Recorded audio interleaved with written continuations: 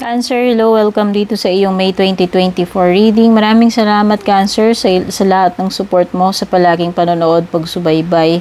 At kung bago po kayo, don't forget to subscribe, like, or follow. Regarding personal reading services, mag-message privately kayo sa aking official na Facebook page. Yan. Lahat ng details, yung link papunta sa aking FB page at saka sa aking ibang legit na socials, nakasulat sa description below. So, pakibasa na lang. May mga times na hindi po ako nakakasagot agad sa chat, ha? So, do not expect na pag nag-chat kayo, ora-orada, makakasagot po ako. Hindi sa lahat ng oras available po akong makipag-chat. Hindi ko po tinututukan yung chat na yan, okay?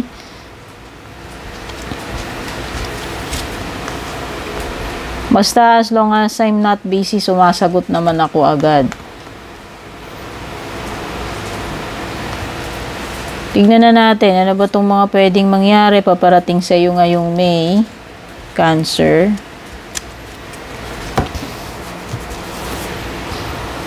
So, meron kang rider, mountain, letter, at saka ship.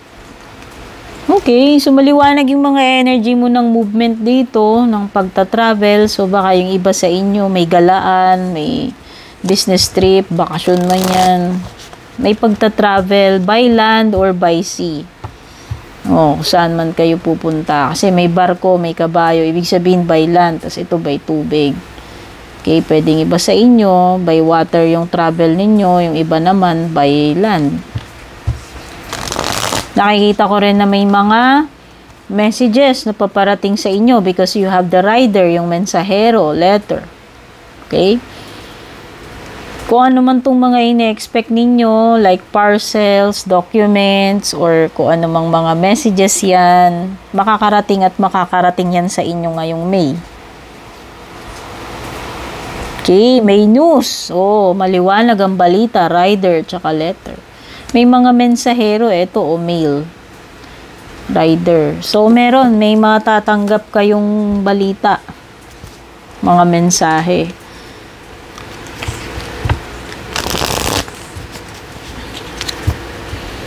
Yun lang, may mga delay. Sabihin na natin, pagdating sa pagta-travel, pagdating sa mga messages na dapat na marireceive ninyo, ine-expect ninyo, asahan nyo na may mga, minsan pwedeng may aberya, may delay, kasi may mountain kayo rito. No? Pwedeng yung iba, may mga malalaki kayong kakaharapin dito, mountain yan eh. So, iba pwedeng maraming trabaho, gabundok. Or may mga malalaking balakid, may blockages, may delay, obstacle na may encounter, no? Sabihin mo na, may mga kakaharapin kang mahirap, challenging na situations kasi may mountain dyan, no? So, baga, a lot of work yung kailangan.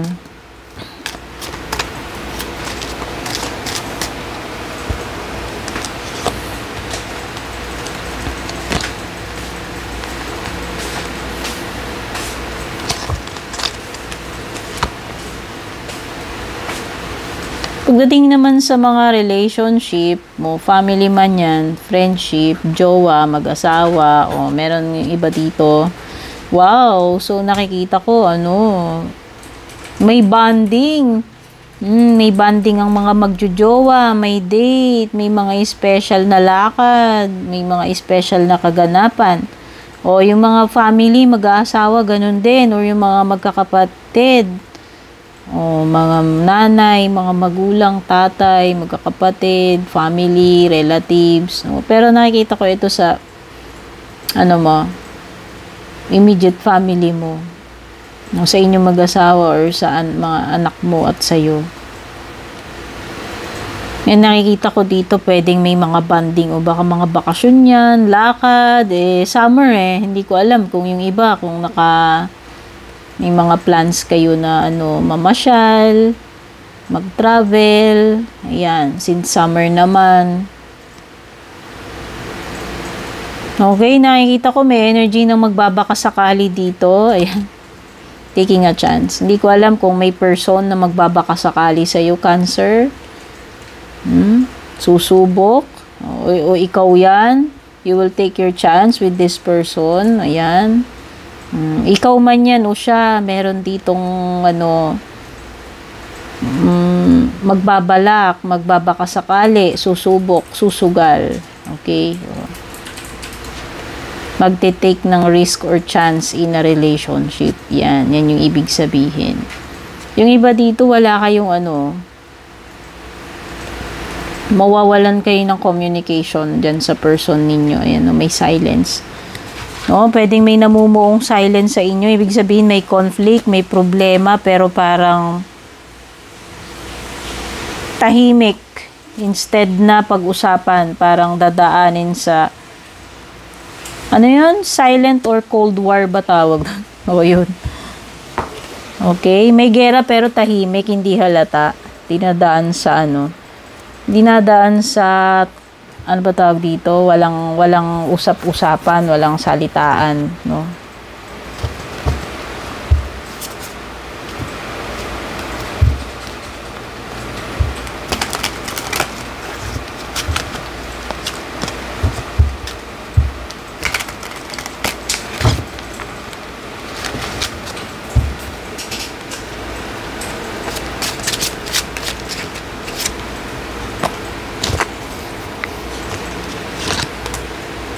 Okay, may mga delay talaga. Baliktad yung 7 of Pentacles mo.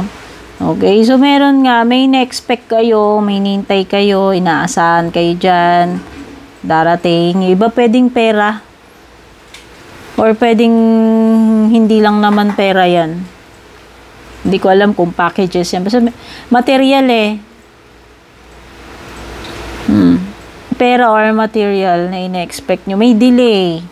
Talagang may waiting period pa yan. Oo, ayan delay talaga. Page of Pentacles tsaka 7 of Pentacles baliktad. Matidelay ito, ina-expect ninyong pera.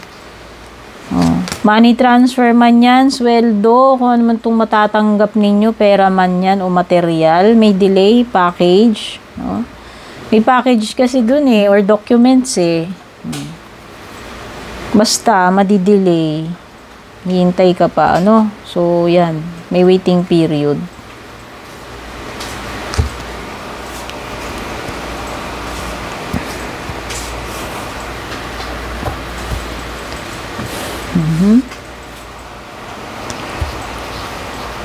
Okay, meron ka ditong 7 of Wands. Okay, yung iba dito kayo ng parang pagiging matigas ang ulo, pagiging childish or immature energy. May mga sitwasyon dito na kailangan huwag kang magmatigas ng ulo, Cancer. Huwag kang magpaka-childish or immature. No, may mga times ngayong May or sitwasyon na kailangan mong tanggapin na natalo ka or nagkamali ka. It's maturity. Hindi tayo dapat mag-aktong bata na kailangan magmamaktol tayo or hindi natin tatanggapin yung mga mali natin. Alam na nga natin nagkamali tayo. Alam na nga natin na natalo tayo. No? Yan, ito yung sinasabi. Kumbaga, wag mong i-resist yung mga ganyan. Kung alam mo na nagkamali ka, alam mo na natalo ka, admit your mistake, admit your defeat. Kumbaga, magpaka-mature na harapin or tanggapin yung dapat tanggapin dyan. Lalong-lalo na kung alam mo naman na nagkamali ka or natalo ka na nga. Ipipilit mo pa ba? Di ba? Okay? Or pwedeng itong 8 of Wands mo, sinasabi niya, huwag ka basta-basta mag-give up. No? Gawin mo muna lahat. Doon mo masasabi na talo ka na talaga. Pero kung hindi mo pa ginagawa lahat, yung pwede mong gawin, kung hindi, di ba, wag mong isipin agad na olats ka na kagad, di ba? Yun yung sinasabi ko. Pagdating naman dito sa Emperor energy mo, so may Aries energy dito. Okay? Earth sign, Taurus, Virgo, Capricorn, tapos Aries energy. So, nakikita ko dyan sa Emperor in reverse mo, merong masyadong mahigpit na energy.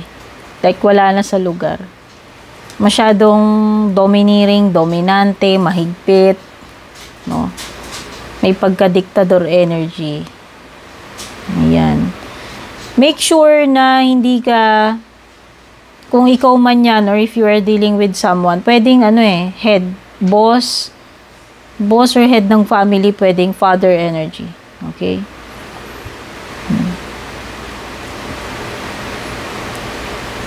So, may nasisense akong rebellion dito kasi parang merong ditong hinihigpitan ng parang na siya, wala na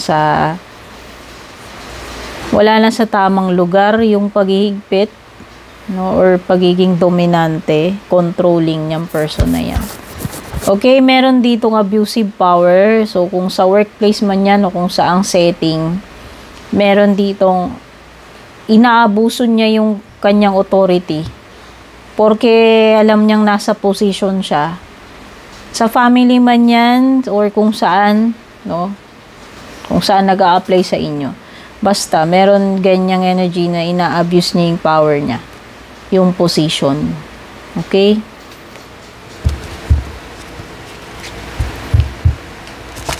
Kumbaga, tinatry kanyang kontrolin, manipulate, gamit yung kanyang power, yung position niya. Para sa yung closing messages, Cancer, ang unang-una is you are good enough. Virgo energy. O, yun yung earth sign, Virgo. Kasi may Aries energy. O, yan, maging maging kontento ka sa sarili mo. Huwag mong isipin na hindi ka sumasapat. Huwag mong isipin na may kulang sa iyo kasi ikaw ay enough. Kumbaga, no.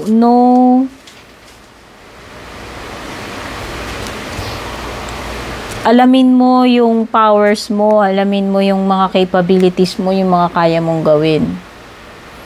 Huwag mong isipin na merong something wrong sa'yo. Huwag mong isipin na may kulang sa'yo. Hindi ka sumasapat para dito sa blank na ito. Kung ano man yan. Tinutukoy dyan. No? So, pwedeng iba kasi sa inyo, nagkakaroon kayo ng insecurity or nagkakaroon kayo ng self-doubt. Pwedeng ganun. So, huwag mo isipin yun. Kasi ikaw ay enough. No? Yung abilidad mo sapat, yung pagkatao mo sapat, kung ano man yan sinusukat dyan, sapat ka dyan, Cancer. Don't let pride get in your way, Leo. Okay? May Aquarius, Leo, Virgo, tsaka Aries energy. So, hindi talaga ito yung time na magmatigas ka, yung sinasabi dito sa Seven of Wands kanina, diba? Admit kung wrong ka, admit kung talo ka. It's pagiging adult, it's pagiging matured. Hindi sa lahat ng oras yung panalo tayo. Ego yun Ego, pride. Yun yung tinutukoy dito. So, wag mong pairalin yung ego, yung pride mo. Admit kung nagkamali ka, admit kung natalo ka. Okay? Show the world the real you. Okay? Yung sinasabi dito is maging comfortable ka. Hindi mo kailangan mag-pretend para sa iba. Hindi mo kailangan baguhin yung sarili mo para lang tanggapin ka nung iba. In a good way, guys, in a good way yung tinutukoy ko. Basta ipakita mo kung ano talaga ikaw, ano yung tunay na opinion mo or nararamdaman mo about this situation. Hindi mo kailangan i-mask yung totoong iniisip mo or nararamdaman mo. Mas maganda na yun yung i-express mo sa mga tao na ka-deal mo. Okay, Cancer, take care and God bless.